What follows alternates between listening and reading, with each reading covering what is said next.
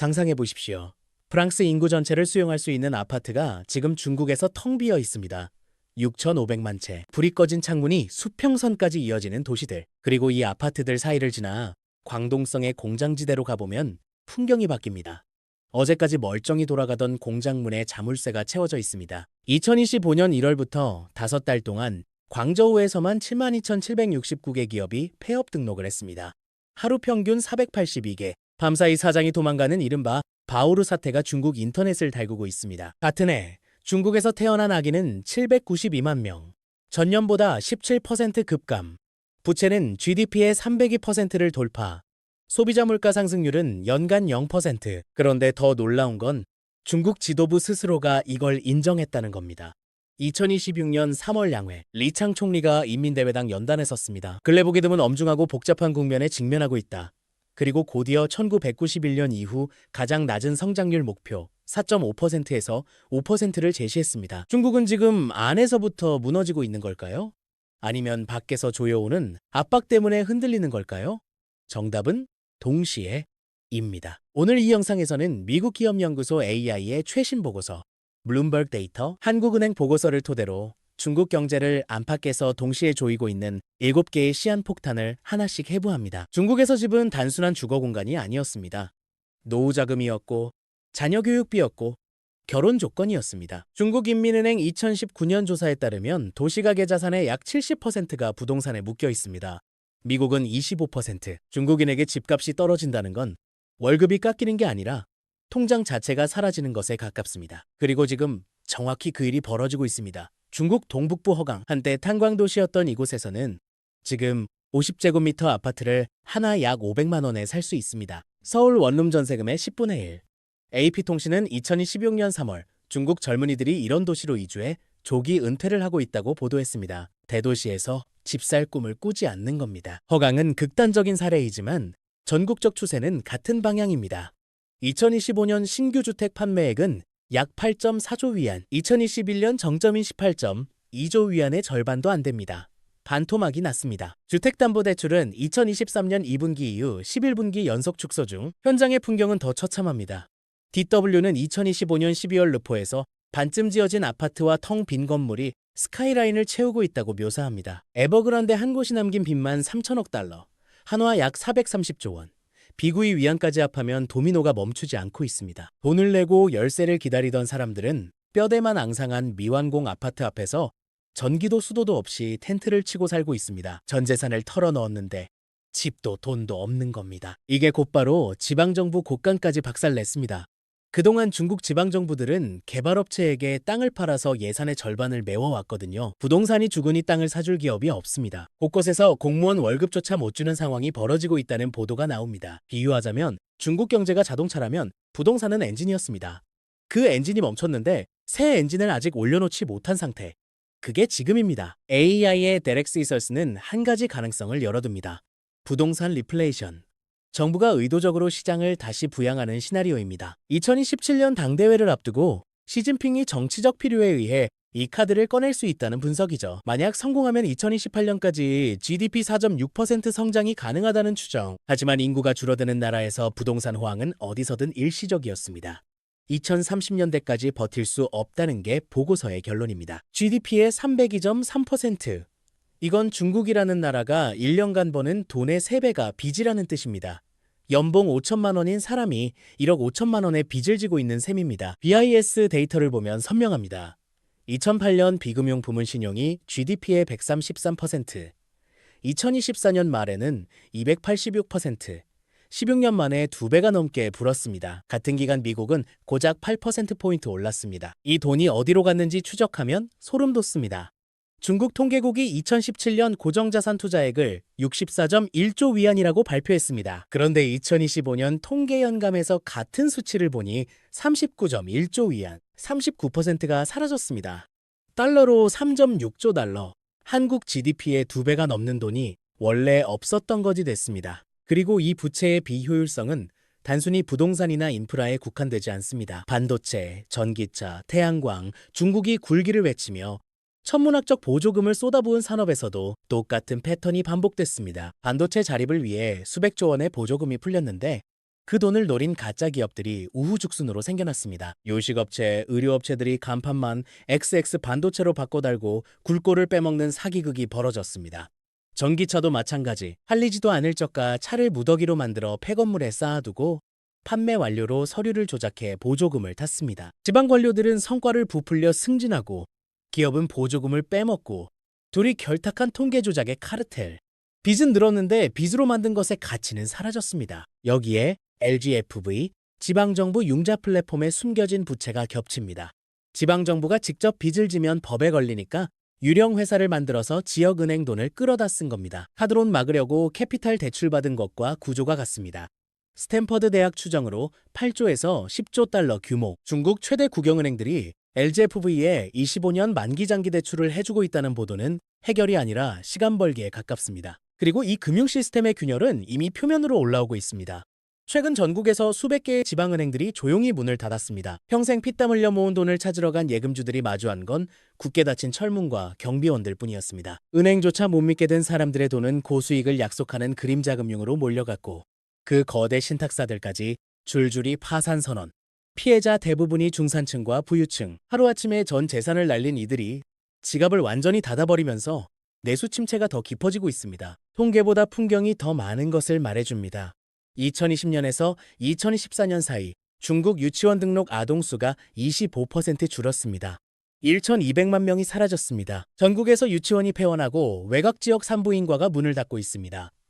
르몽드는 외곽지역 산부인과 병동이 출생 부족으로 폐쇄됐다고 보도했습니다. 아이가 안 태어나니 유치원이 닫히고 유치원이 닫히니 동네 상권이 죽고 상권이 죽으니 젊은 부부가 떠나고 부부가 떠나니 아이가 더 안 태어납니다. 2025년 출생아 792만 명, 전년 대비 162만 명 감소, 17% 급감, 합계 출산율 약 0.98, 인구 유지에 필요한 2.1의 절반에도 못 미칩니다. 4년 연속 사망자가 출생자를 넘어섰고 2025년 총인구는 339만 명 감소. CNN은 이를 기록상 최저 출산율이라고 보도했습니다. 중국 정부도 다급합니다. 출산 의료비 본인 부담 제로, 피임용품의 13% 부가세 부과, 육아 서비스 면세 전환. 인터넷에서는 콘돔에 세금 붙이면 아이를 낳겠느냐는 반응. 한 자녀 정책 폐지 10년이 지났지만 출산율은 되돌아오지 않습니다. 국가기관 내부 전망으로도 10년 안에 국가연금이 바닥난다는 경고가 나옵니다. 수억 명 노인을 부양할 돈통이 비는 겁니다. 이 수학 공식을 가장 먼저 깨달은 건 청년들입니다. 과거 한 자녀 정책 때문에 청년 한 명이 부모, 조부모까지 짊어져야 하는 역피라미드 구조. 짐이 너무 무거우면 짐꾼은 결국 짐을 내려놓습니다. 유엔 전망에 따르면 중국 인구는 2050년까지 약 12억 6천만 명으로 줄어들고 중위 연령은 2044년 50.3세, 2021년 일본 수준까지 뜁니다. 인구 문제는 느린 쓰나미입니다. 오늘 태어나지 않은 아기는 20년 뒤에 노동자이고 25년 뒤에 소비자이며 30년 뒤에 납세자입니다. 중국 SNS 샤오홍슈에서 4천만 조회수를 기록한 키워드가 있습니다. 전직 자녀.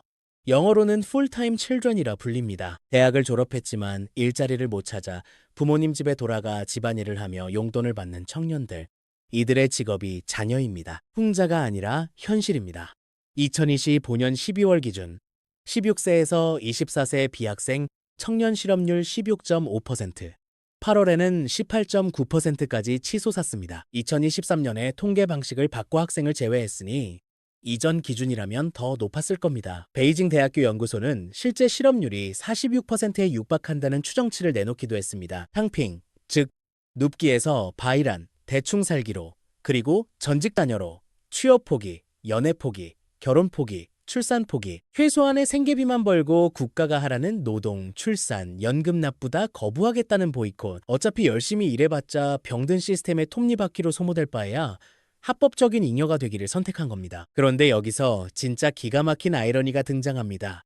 공장은 줄줄이 망하고 청년은 일자리가 없는데 2026년 초 중국 수출 지표는 역대 최고를 찍었습니다. 어떻게 가능할까요? 답은 다크팩토리에 있습니다. 사람이 없으니 조명도 켤 필요가 없는 공장. 2024년 한 해에 중국에 설치된 산업용 로봇이 29만 대. 전 세계 나머지를 다 합친 것보다 많습니다. 제조업 노동자 일만 명당 로봇 수가 2015년 49대에서 2025년 400대 이상으로 8배 뛰었습니다. BYD 공장에 가면 용접, 도장, 조립까지 전부 로봇이 처리합니다. 사람은 거의 보이지 않습니다. 결과는 이렇습니다.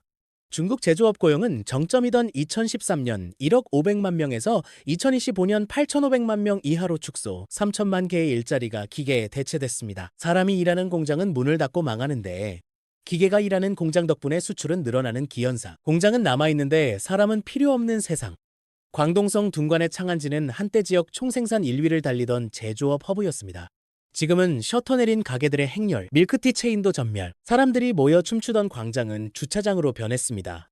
밤이 되면 산업단지 거리에 사람 그림자가 없습니다. 1977년 홍콩 자본으로 시작해 47년간 글로벌 브랜드 헬멧을 만들던 둔관의 이풍 스포츠가 2025년 7월 갑자기 공장 폐쇄를 선언했습니다. 수많은 직원을 해고하며 남긴 이유는 딱 한 줄, 주문이 끊겼다. 청년은 경제의 신입사원입니다. 신입이 들어오지 못하는 회사는 당장은 돌아가지만 5년 뒤 중간 관리자가 없고 10년 뒤 리더가 없습니다. 로봇이 물건을 만들어도 물건을 살 사람이 없으면 공장은 결국 멈춥니다. 중국의 디플레이션을 가장 잘 보여주는 풍경은 커피숍입니다. 루이싱 커피가 아메리카노를 9.9위안, 약 1,900원까지 내렸습니다. 경쟁사 쿠디는 더 낮췄습니다. 2025년에는 온라인 배달 플랫폼들이 점유율 경쟁을 벌이면서 영위한 커피가 등장했습니다. 시장 규모 1조 위안짜리 산업에서 서로의 살을 깎고 있습니다. 이걸 내권, 영어로 인버루션이라고 부릅니다. 돌림판 안에 갇혀 바퀴만 더 빨리 도는 것. 이 단어가 지금 중국 경제 전체를 묘사하는 키워드가 됐습니다. 2025년 연간 소비자 물가 상승률은 사실상 0%, 생산자 물가는 수십 개월 연속 마이너스, 디플레이션이 구조화되면 죽음의 나선이 시작됩니다. 물건값이 떨어지니 소비자는 더 떨어질 때 사자고 기다립니다. 기업은 팔아도 이익이 안 나니까 가격을 더 내리고 수익은 끝없이 추락합니다. 이윤이 날아간 기업은 공장 문을 닫고 직원을 자릅니다. 일자리를 잃은 사람들은 지갑을 더 닫고 이건 또 기업 파산으로 이어집니다. 여기에 대차 대조표 불황이 겹쳤습니다. 가게, 기업, 지방정부 모두 빚더미에 깔려서 돈이 생겨도 소비나 투자 대신 빚 갚는 데만 혈안입니다. 경제에 아무리 돈을 수혈해도 빚 갚기라는 구멍으로 다 빨려 들어가는 마비 상태. 태양광, 전기차, 배터리, 이른바 신삼종에서 정상적인 시장이라면 과잉 공급으로 경쟁력 없는 기업이 망하고 공장이 멈춰야 합니다. 그런데 아무도 브레이크를 안 밟습니다. 지방정부는 실업자 쏟아질까봐 억지로 공장을 돌리고 국영은행은 윗선 눈치 보며 밑빠진 독에 구제 금융을 계속 붓습니다. 팔면 팔수록 적자인데 컨베이어 벨트는 멈추지 않습니다. 중국 6대 태양광 기업이 2025년에 최대 55억 달러 손실을 예고했습니다. 산업 전체가 절벽으로 달려가고 있는데 누구 하나 그만하자고 말 못하는 죄수의 딜레마에 갇힌 겁니다. 돈 벌 능력은 사라졌지만 국가의 인공호흡기에 의존해 팔다리를 움직이는 좀비 기업들. 죽이자니 수천만 실업자가 쏟아지고 살려두자니 경제가 다 썩어 들어갑니다. 명목 GDP 성장률이 2025년 4%인데 실질이 5%라는 건 파이가 커지는 것처럼 보이지만 그 파이의 가격표는 오히려 줄어들고 있다는 뜻입니다. 중국의 장기 국채 수익률은 이미 일본보다 낮아졌습니다. 시장이 장기 저성장 저물가에 베팅하고 있다는 신호입니다. 2024년 외국인 직접 투자 FDI가 27.1% 급감, 2025년 추가 9.5% 감소. 외국 기업이 빠져나가고 있습니다. 소니는 중국 남부 최초 완전 자회사인 후이저우 공장에서 철수했습니다. 독일, 싱가포르, 프랑스, 한국 기업들까지 짐을 싸고 있습니다. 애플은 아이폰 생산 라인을 인도로, 삼성은 갤럭시 폰 절반 이상을 베트남에서 만들고 있습니다. 지난 20년간 세계가 중국이라는 식당 하나에서만 밥을 먹었는데 그 주방에 불이 난 겁니다. 손님들이 기겁하고 새 식당을 찾기 시작했습니다. 미국의 반도체 수출 통제, 동맹국 공급망 재편, 디리스킹. 이 세 가지가 동시에 진행되고 있습니다. 미국은 핵심 칩뿐 아니라 설계 소프트웨어, 초정밀 제조 장비까지 완벽하게 차단했습니다. 네덜란드 ASM을 일본까지 끌어들여 해외 자회사를 통한 우회까지 막고 있습니다. 그런데 여기서 이야기가 더 깊어집니다. 중동에서 터진 실전이 중국 군사력의 민낯을 벗겨버렸기 때문입니다. 이란에 수출됐던 중국제 최첨단 방공 시스템과 레이더. 중국 매체들은 평소 우리 레이더는 미국 스텔스기를 완벽하게 잡아낸다고 선전했습니다. 이란도 그 카탈로그를 믿고 막대한 돈을 쏟아 중국 무기를 샀습니다. 하지만 실전에 막이 오르자 결과는 참담했습니다. 미국과 이스라엘 연합군의 전자전기와 스텔스 편대가 이란 영공에 진입하는 순간 수천 리 밖에서 적을 탐지한다던 중국제 레이더는 완벽한 맹인이 됐습니다. 미사일은 발사관 안에서 꼼짝 않는 고철로 전락. 이란 최고 권력층이 공습 시작 30분 만에 아무런 저항도 못하고 폭사당했습니다. 중국 공정원 홈페이지에서 직후 국방과학기술의 정점에 서 있던 3명의 최고 위급 원사의 이름과 사진과 이력이 서버에서 영구 삭제됐습니다. 항공 레이더 설계자, 순항미사일 유도 시스템 총괄, 핵무기 공학 권위자. 마치 처음부터 존재하지 않았던 사람들처럼 보통 중국 공산당은 숙청할 때 죄명을 구체적으로 공개합니다. 그런데 이번엔 달랐습니다. 인터넷 관련 기사와 게시물을 물리적으로 소멸시키고 검색어 자체를 차단했습니다. 왜? 가짜 무기를 만들고 데이터를 조작해 국가안보를 위험에 빠뜨렸다고 발표하면 그건 우리 국방력은 허상이었다고 자백하는 것이 되기 때문입니다. AI 보고서가 지적하듯 기술 투자가 자동으로 번영으로 이어진다는 공식은 역사에서 증명된 적이 없습니다. 소련은 세계 최초로 우주에 사람을 보냈지만 슈퍼마켓 진열대는 비어 있었습니다. 중국은 소련이 아닙니다. 하지만 국방 예산이 각 단계에서 착복되어 최말단에 도달하면 10분의 1로 쪼그라드는 구조에서 미군을 압도할 무기를 만드는 건 애초에 불가능합니다. 시뮬레이션을 조작하고 시험 영상을 편집해 올린 달콤한 거짓 보고서가 결국 이란의 밤하늘에서 산산조각 났습니다. 2025년 중국의 무역 흑자는 1.189조 달러. 사우디아라비아 전체 GDP보다 큽니다. 관세를 그렇게 때렸는데도 흑자는 오히려 역대 최대를 기록했습니다. 미국이 중국 물건 안 사겠다고 난리를 쳤는데 숫자로는 더 많이 사고 있는 아이러니, 바로 이 점이 트럼프를 더 분노하게 만들었습니다. 미국 대법원이 관세 정책의 법적 근거인 국제긴급경제권법에 위헌 판결을 내린 상황에서 트럼프는 1974년 무역법 122조라는 150일짜리 임시카드를 꺼냈습니다. 7월이면 만료. 그 뒤로는 의회 승인이 필요합니다. 이 궁지에서 터져나온 게 8경 원청구서입니다. 1912년 중화민국 시절 옛 국채의 복리를 적용하고 수십 년 무역 적자를 합산하고 기술 도용 손해배상을 때려 넣어 만든 숫자. 국제법정에서 돈을 받아낼 수 있다고 믿는 전문가는 없습니다. 이건 채권 추심이 아니라 정치적 선전포고입니다. 진짜 목적은 3가지. 협상 레버리지, 국내 정치용 강경 이미지, 그리고 중국에 대한 심리전. 그런데 중국이 반격할 카드는 있을까요? 있습니다. 하지만 전부 양날의 검입니다. 첫째, 보유한 7,600억 달러. 미국 국채를 투매. 미국 금리가 솟구치겠지만 자기가 들고 있는 나머지 국채 가치도 폭락합니다. 상대 집에 불 지르려고 휘발유를 들고 갔는데 자기 옷에도 이미 휘발유가 흥건한 상황. 둘째, 히토류 수출 차단. 전 세계 점유율 60%. 당장 미국이 아프겠지만 중국 안의 히토류 기업부터 쓰러집니다. 미국은 이미 호주, 캐나다 광산에 투자를 늘리고 있어서 장기적으로는 탈중국만 가속화. 셋째, 위안화 평가절하. 수출엔 유리하지만 외국 자본이 도망갑니다. 여기에 에너지라는 새로운 함정이 추가됐습니다. 호르무즈 해협 위기. 중국은 하루 1천만 배럴 이상의 원유를 소비하는데 그 상당 부분이 이 좁은 바닷길을 통과합니다. 이란의 봉쇄로 이 대동맥이 위협받고 있습니다. 이란산 원유를 위안화로 결제해 들여올 수는 있지만 사우디와 UAE, 이라크에서 오는 물량까지 막히면 전체 에너지 공급의 상당 부분이 흔들립니다. 이란의 위안화 통행증을 받으면 미국의 전면 금융제재 명분이 생기고 거부하면 에너지 공급이 끊깁니다.